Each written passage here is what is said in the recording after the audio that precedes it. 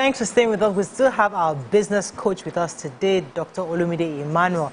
You had a question? Yes, please. Okay, so I believe that we can't talk about business, not talking about money, right? Or financing or funding.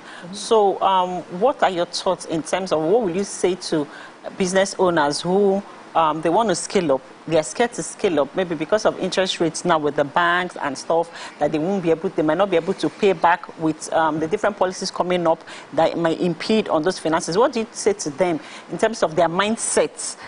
Scaling up, taking a loan, getting funding, because most people want to do that, but they are scared to scale up their businesses. What do you have to say about that? The richest man in Africa is Dangote, and I think they said they keep overtaking themselves.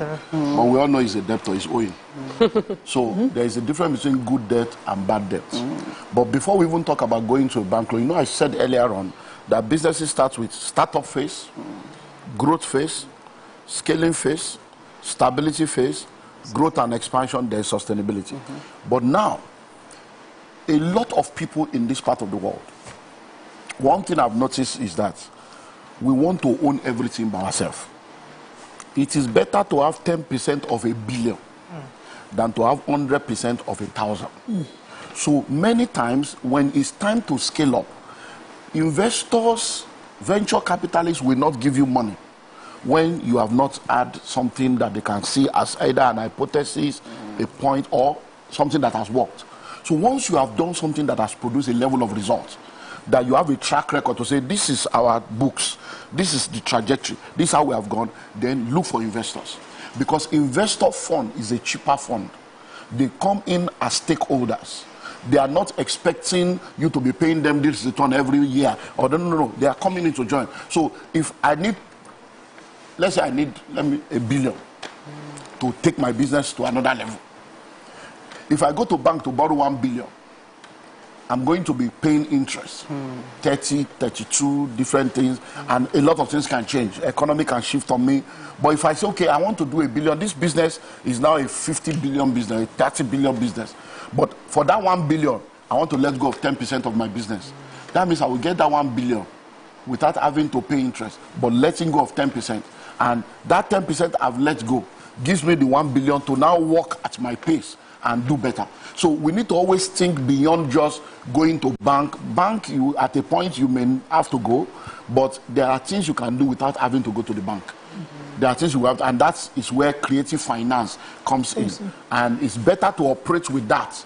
Use what you have, or use the low-hanging fruit than to go to bank. That banking should be like a last resort, because what many people don't know, for every loan you collect in any financial institution, there are two things you must sign.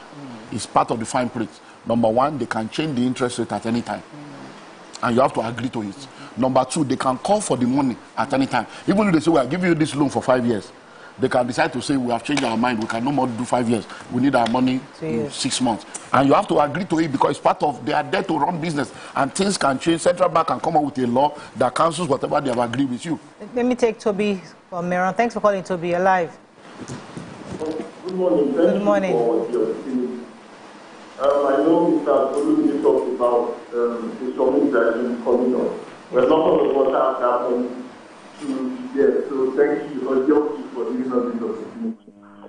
Sir, I would like to ask, how long should you be in business, or before you know, oh, this is not going to work, then you have to back out? Is there a time for you to know, this is not going to work, let me just do something else? Or do you just be patient and keep doing it? Because we know in Nigeria things are not really going as it should be. So is there a time for you to know, this is not for me, let me go into something else? Thank you. Okay, I'm going to answer you, but let me say this.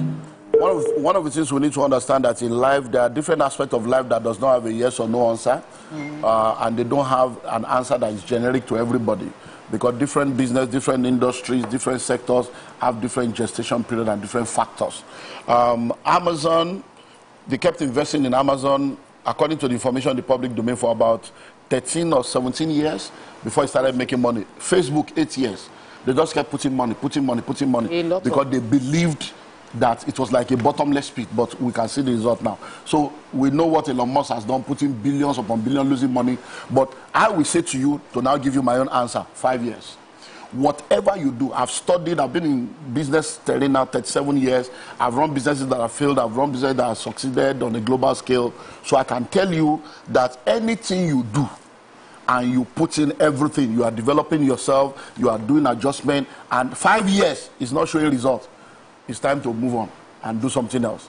And that may mean, listen to this, a change of strategy, a change of location, a change of position, or a change of business. So it may not mean that you shut the business, but it may mean that the strategy I'm using is not working. I have to change the strategy completely. It may mean a change of location. This location is not going to help this business. I need to move to a new location. It may mean a change of position. I am not the kind of person that can make this business work. So let me step aside and be a founder and get somebody else to be the manager of this business. And it may not be a change of business completely. To say this business is not going anywhere. And then you check out. So 5 years.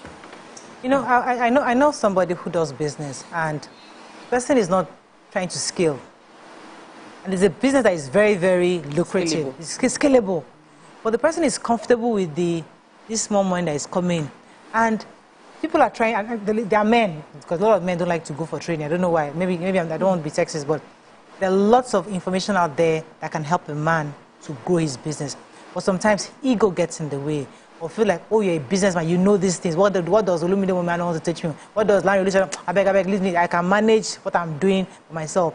But so how do you help somebody who knows he's doing the basics and he's getting results, but he needs information. He needs to be encouraged to get to the next level. How do you help that kind of person? You cannot help a chicken to fly. If it is not there, it's not there. You cannot teach a man anything except you help him to discover what's already within himself. When you try to motivate a chicken to fly, you frustrate yourself and frustrate the chicken. Chickens have wings. Birds have wings. Birds can fly. Chickens cannot fly.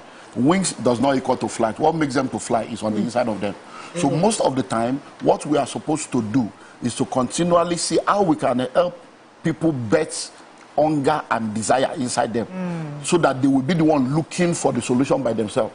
Everything that is externally motivated without an internal agreement will never work. That's why they say you can take a horse to the river, because you cannot force the horse to drink. But to force the horse to drink, there is something you can do. Put salt in his mouth. Start putting salt in the mouth of the horse will become thirsty and look for water by itself. So most of the time, so how do you put salt in the mouth of the horse? Put them in environments and around people and places that inspires and motivates them to be better. You see, when, she came into the Billionaires Conclave, before she came, I can't afford. I said, look, let me pay instrumentally. I said, forget. If you are paying instrumentally, you are not ready. Stretch. I said, when you enter that place and you see your mates and see younger people, you will wake up. When she came, say, these are 30-something, also billion Nigeria tower, you know. People are talking billion turnover as if, is it not the same Nigeria? And this is not fraud, this is clean business. Our mindset changed. There are many things she's doing now, like at top level, because I don't even need to be motivating and be told. Sometimes I say, hey, Top, why are you doing this? How are you doing that? No, this kind of, but now I'm like, okay, because she's going around pursuing things for herself because the thing has come from the inside. So if you have people around you like that, put salt in their mouth. Okay.